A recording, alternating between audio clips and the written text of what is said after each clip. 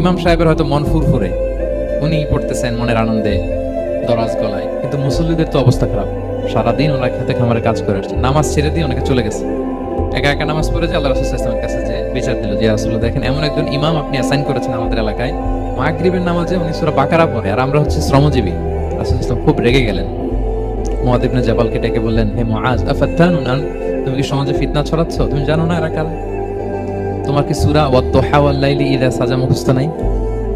তোমার কি ওয়াশ-শামসি ওয়া দুহাহা এটা মুখস্থ নাই?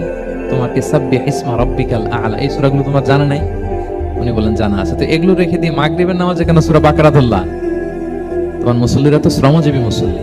কারণ ইমামের দায়িত্ব হচ্ছে পেছনে কারা আছে এটা খেয়াল করা। অনেক সময় ইমাম সাহেব আল্লাহু আকবার বলে যে নামাজ ধরছে, কি হচ্ছে পেছনে আর খোঁজ খবর নেই। আল্লাহর হাবিব সাল্লাল্লাহু আলাইহি ওয়াসাল্লাম কিন্তু এমন ইমাম ছিলেন না, উনি অত্যন্ত বিবেকবোধ সম্পন্ন একজন ইমাম ছিলেন। একবার পেছনে